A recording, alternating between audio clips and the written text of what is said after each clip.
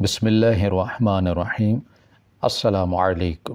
ہمارا معاشرہ عجیب بھیڑ چال کا شکار ہے۔ یہاں کوئی کسی ضرورت مند کی مدد تو نہیں کرتا لیکن اس پر انگلی اٹھانے سے گریز نہیں کرتا۔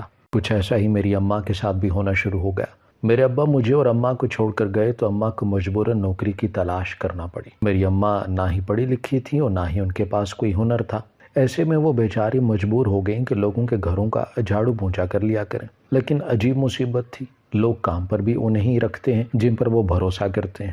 اماں جہاں بھی جاتی سب لوگ یہ کہہ کر انکار کر دیتے تھے کہ ہم تو آپ کو جانتے ہی نہیں، تو پھر اپنے گھر کی صفائی کے کام پر کیسے رکھ لیں۔ اماں سب کو اپنی مجبوری کی داستان سناتی لیکن کسی کے کان پر جوں تک نہ رینگتی۔ شاید زمانہ اتنا خراب ہو چکا تھا، اب کوئی کسی پر بھروسہ کرنے کے لیے تیار ہی نہیں تھا، جبکہ پہلے وقتوں میں تو لوگ منہ بولے بہن بھائی بن کر ایک دوسرے کی اتنی مدد کر دیا کرتے تھے جتنی کہ آج کے دور میں سگے بہن بھائی بھی نہیں کرتے۔ اماں کی پریشانی یہ تھی کہ اماں نے ساری زندگی چار دیواری میں گزاری تھی، ان کی زیادہ لوگوں سے جان پہچان نہیں تھی، اسی لیے کوئی بھی اماں کو اپنے گھر رکھنے کے لیے تیار نہیں ہوا۔ کئی دفعہ میں نے اماں سے کہا کہ میں کام تلاش کرتی ہوں تو اماں نے میرے آگے ہاتھ جوڑ دیے، کہنے لگی تو جوان ہے، اگر کوئی اونچ نیچ ہو گئی تو میں ساری زندگی پچھتاؤں گی، اور تیرے سسرال والے تو ویسے ہی بہت دقیانوسی سوچ کے ہیں، انہیں پتہ چلا کہ تو کام کر رہی ہے تو وہ رشتہ ہی ختم کر دیں گے، اس سے بہتر تو یہ ہے کہ ہم فاقے کاٹ لیں۔ اماں کی بات سن کر مجھے اماں پر بڑا مان محسوس ہوتا کہ میری ماں ابا کے گزر جانے کے بعد اتنے سخت حالات کاٹتے ہوئے بھی اماں میری عزت کو ترجیح دیتی ہیں، اور اسے اپنی اور میری عزت کی بڑی پرواہ ہے۔ ہم غریبوں کے پاس عزت کے سوا اور ہوتا ہی کیا ہے۔ اماں مسلسل 1 مہینے سے کام کی تلاش کر رہی تھیں، گھر کا راشن ختم ہو چکا تھا، نہ جانے اماں کہاں سے قرض لے کر تھوڑا بہت راشن لائی تھی، وہ بھی اب ختم ہونے والا تھا۔ اماں پھر صبح سے کام کی تلاش میں نکلی تھی اور میں نے سارا دن یہ دعا کی تھی کہ آج اماں کو کوئی کام مل جائے۔ شام کو اماں گھر لوٹی تو اس کے چہرے کی حالت کافی عجیب تھی، جیسے تھکن سے چور ہو۔ مجھے لگا کہ شاید ساری دعائیں آج بھی رد ہو گئی ہیں۔ میرے پوچھنے پر اماں کہنے لگی، بیٹی یوں سمجھو کہ کام مل گیا ہے، ایک درزی نے چھوٹے موٹے کاموں کے لیے مجھے رکھ لیا ہے۔ یہ سن کر میں بڑی خوش ہوئی اور خدا کا لاکھ لاکھ شکر ادا کیا کہ کوئی تو سہارا بنا ہے، لیکن یہ خوشی اماں کے چہرے پر نہیں تھی۔ اماں کہنے لگی، مجھے ساری رات کام پر جانا ہوگا، درزی دن بھر سلائی کرواتا ہے اور رات کو چھوٹے موٹے کام کرواتا ہے، اسی لیے میں رات بھر کام کروں گی اور صبح لوٹ کر آؤں گی تو گھر کا دروازہ اچھے سے بند کر کے رہنا اور کسی کے لیے بھی دروازہ کھولنے کی ضرورت نہیں ہے۔ اماں کی بات سن کر میں مطمئن ہو گئی تھی کہ شاید درزی نے اماں کو کسی ٹانکے ٹوکنے کے کام پر ہی رکھ لیا تھا اور اس کے لیے اماں کو ساری رات کام کرنا تھا۔ یقیناً پیسے اچھے ہوں گے جبھی اماں نے کام لیا تھا، یہی سوچ کر میں مطمئن تھی، اور پھر ایسا ہی ہوا کہ اسی رات اماں 11 بجے ہی گھر سے نکل گئی۔ مجھے اکیلے گھر میں خوف تو آ رہا تھا لیکن فاقے کاٹنا بھی تو مشکل تھا، اور پھر اماں کو اور کوئی بھی کام نہیں مل رہا تھا، اسی لیے میں نے بڑی مشکل سے ساری رات جاگ کر گزارتی۔ صبح کے وقت جب اماں واپس لوٹی تو ان کی آنکھیں بالکل سرخ ہو رہی تھی، چہرے پر ایسی تھکن تھی جیسے وہ سالوں سے کام کر رہی ہوں اور آج ہی آرام کے لیے لوٹی ہوں۔ شاید اماں کو رات بھر جاگنے کی عادت نہیں تھی، اسی لیے پہلی رات ان پر بھاری گزری ہوگی۔ یہی سوچ کر میں خاموش رہی، اماں کو کھانا پکا کر دیا لیکن اماں نے کھانا بھی نہ کھایا اور یہ کہہ کر اپنے کمرے میں چلے گئے، اب میں شام تک انہیں نہ اٹھاؤں کیونکہ رات پھر انہیں کام پر جانا ہے۔ سارا دن میں گھر کے کام کاج خود ہی کرتی رہی، گھر میں زیادہ کام بھی نہیں تھا۔ شام کے وقت اماں اٹھی تو وہ بالکل خاموش تھی، میرے اور اماں کے درمیان زیادہ بات چیت نہیں ہوئی۔ اماں نے خاموشی کی چادر اوڑھ رکھی تھی، وہ بس سر جھکاتے بیٹھی تھیں۔ کچھ پل کے لیے تو مجھے ایسا لگا جیسے وہ مجھ سے نظریں چرا رہی ہوں۔ میں نے 1-2 دفعہ پوچھنا بھی چاہا تو اماں نے یہ کہہ کر بات ٹال دی، اب نیا کام ہے بس اسی لیے وہ کچھ تھک گئی ہیں۔ رات ہوئی تو اماں پھر سے نکل کر چلے گئیں اور پھر ساری رات میں نے تنہا گزاری۔ اگلی صبح اماں جب واپس لوٹی تو میں نے زبردستی اماں کو اپنے ساتھ ناشتے پر بٹھا لیا اور پوچھا، اماں درزی تمہیں کیا اجرت دے رہا ہے جب وہ پوری رات تم سے کام لیتا ہے؟ میری بات سن کر اماں نے گھبرا کر مجھے دیکھا اور کہنے لگی، خاموش ہو جاؤ، یہ بات کسی کو بتانے کی ضرورت نہیں ہے کہ میں درزی کی دکان پر رات کو کام کے لیے جاتی ہوں۔ اماں کی بات سن کر میں حیران ہوئی اور پوچھا، اماں اس میں چھپانے والی کون سی بات ہے؟ اماں کہنے لگی، لوگ تو بس باتیں بناتے ہیں نا، کسی کو ہماری غربت کی پرواہ نہیں ہے، پھر تیرے سسرال کا بھی معاملہ ہے، اسی لیے بہتر ہے کہ تو اس کام کے بارے میں کسی کو کچھ نہ بتانا۔ ویسے بھی میں رات کے اندھیرے میں جاتی ہوں، کسی کو خود سے تو کچھ بھی پتہ نہیں چلے گا۔ میں نے اماں سے کہا کہ ٹھیک ہے اماں، میں کسی کو کچھ نہیں بتاؤں گی، لیکن تم یہ تو بتاؤ کہ درزی تمہیں کتنے پیسے دے رہا ہے جب وہ تم سے اتنی محنت کرواتا ہے؟ اماں نے سر جھکا لیا اور کہنے لگی، ایک رات کے 100 روپے دیتا ہے۔ یہ سن کر میرے سر پر آسمان گر پڑا۔ مجھے اماں کی بات پر یقین نہ آیا۔ 100 روپے میں تو کلو بھر آٹا بھی نہیں آتا تھا، تو پھر اماں پوری رات ایسی نوکری کیوں کر رہی تھی؟ میں نے اماں سے غصے سے کہا کہ اب تمہیں کام پر جانے کی کوئی ضرورت نہیں ہے، لیکن اماں نے تعصب سے میری شکل دیکھی اور کہنے لگی، میری مجبوری ہے، مجھے یہ کام کرنا ہوگا۔ یہ کہہ کر اماں اپنے کمرے میں چلی گئی اور میں ہکا بکا رہ گئی۔ آخر ایسی کون سی مجبوری ہے؟ 100 روپے میں تو کچھ بھی نہیں آتا، پھر کیوں اماں ایسا کام کر کے اپنی رات کالی کر رہی تھی، اپنی صحت برباد کر رہی تھی؟ یہ بات میری سمجھ سے باہر تھی۔ میرے لاکھ کہنے کے باوجود بھی اماں نے کام نہ چھوڑا، بلکہ وہ روزانہ اسی طرح خاموشی سے درزی کی دکان جاتی رہی۔ لیکن یہ باتیں کہاں چھپتی ہیں، اور خاص کر زمانہ ہم جیسی بے سہارا عورتوں کی طاق میں رہتا ہے۔ اماں بیوہ عورت تھیں، رات کے اندھیرے میں گھر سے نکلا کرتی تھیں۔ یہ بات کسی محلے والے کو پتہ چل گئی، بس پھر کیا تھا، ایک کان سے دوسرے کان اور دوسرے سے تیسرے، ہوتے ہوتے پورے محلے میں بات پھیل گئی کہ شمیم آرا کا آدمی کیا مرا، یہ تو رات کو گھر سے باہر رہتی ہے، نہ جانے کیا کام کرتی ہے، اس کی وجہ سے ہمارا محلہ بھی خراب ہو جائے گا، یقیناً یہ کسی غلط کام دھندے میں پڑ گئی ہے، جبھی تو راتوں کو جاتی ہے۔ یہی بات لے کر جب پڑوس والی چچی ہمارے گھر آئیں اور مجھ سے کہنے لگی، تمہاری اماں اتنی رات کو کہاں جاتی ہیں؟ تو میں ایک دم گھبرا کر کہا کہ اماں نے مجھے منع کر رکھا تھا، اور اماں خود اس وقت اپنے کمرے میں سو رہی تھی۔ میں نے انکار کرنا چاہا تو وہ کہنے لگی، یہ بات تو سارا محلہ جانتا ہے، سب لوگ تم پر تھو تھو کر رہے ہیں، میں تو پرانی پڑوسن ہوں، جانتی ہوں کہ شمیم آرا کچھ غلط نہیں کر سکتی، اسی لیے پوچھنے چلی آئی، ورنہ پورے محلے نے تو چھاپ لگا دی ہے کہ شمیم آرا کوئی گندا کاروبار کرتی ہے۔ پڑوس والی چچی نے مجھ سے بڑی ہمدردی جتائی اور میرا ہاتھ پکڑ کر کہنے لگی، دیکھو میں صرف کہلانے کو چچی نہیں ہوں، میں تو دل سے تمہیں اپنی بھتیجی مانتی ہوں، سالوں کا پڑوس ہے ہمارا، کیا بات ہے، تم مجھے بتاؤ کہ تمہاری اماں کہاں جاتی ہیں، میں تمہاری اماں کے حق میں گواہی دوں گی، لوگوں کو بتاؤں گی کہ شمیم آرا ایسی عورت نہیں ہے۔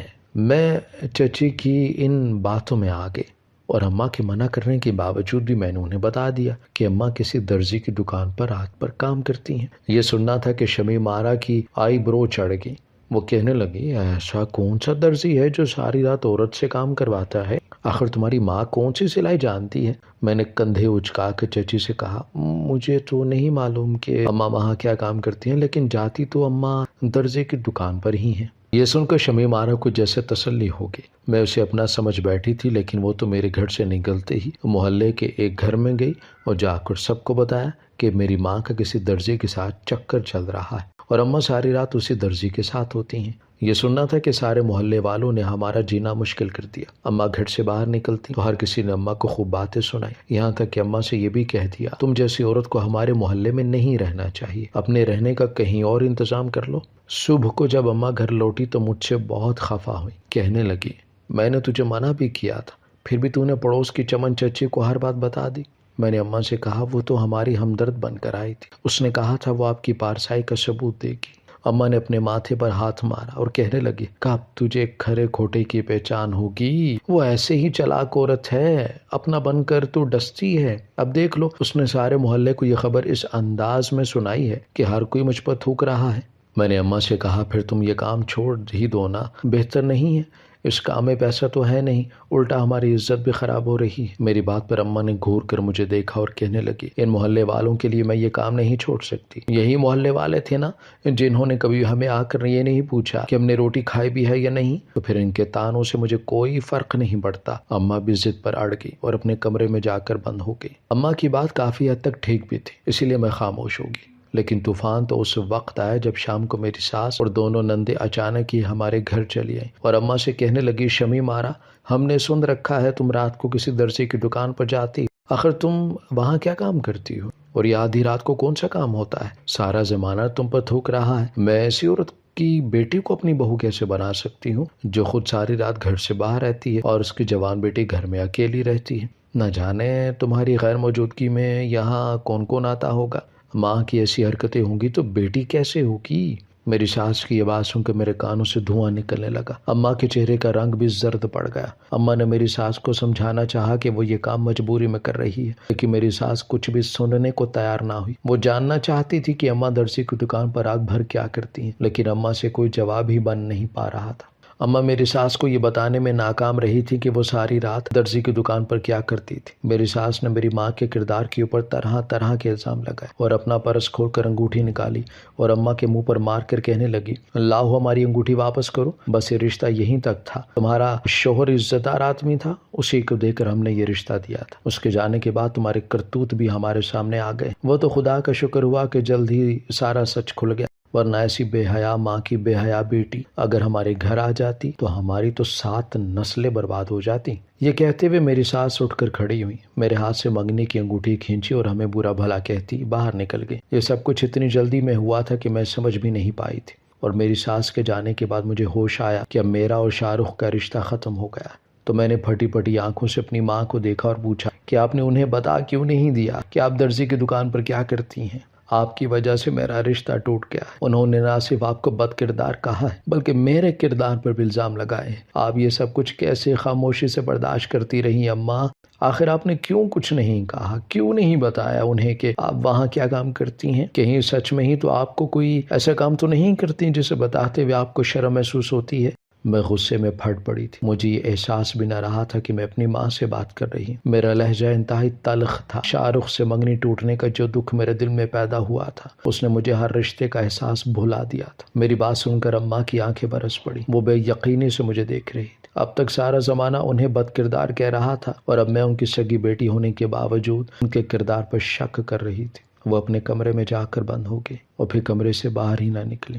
میں صوفے پر بیٹھی آنسو بہاتی رہی اور اپنے باپ کو یاد کرتی رہی۔ رات کے وقت اماں کمرے سے باہر نکلی تو وہ بھی درزی کی دکان پر جانے کے لیے، اور میں حیرت زدہ رہ گئی کہ اتنا کچھ ہو جانے کے باوجود بھی اماں درزی کی دکان پر جا رہی تھی۔ اب تو انہیں وہاں قدم بھی نہیں رکھنا چاہیے تھا۔ آخر ایسا بھی کیا نوکری تھی کہ ایک رات کے 100 روپے بھی بھلا کوئی اجرت ہوتی ہے کہ 100 روپے کی وجہ سے میرا رشتہ ٹوٹ گیا؟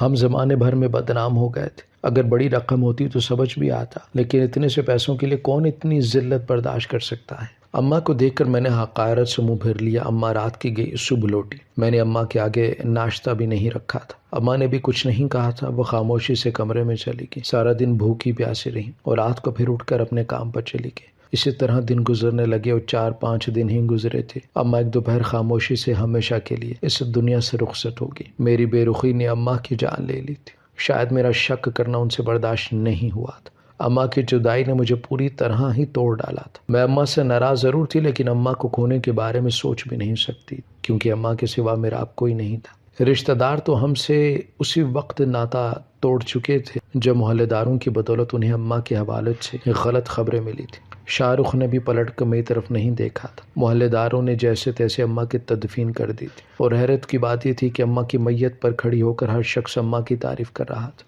یہ وہی لوگ تھے جنہوں نے اماں کی زندگی میں ان کے کردار کو نشانہ بنایا تھا۔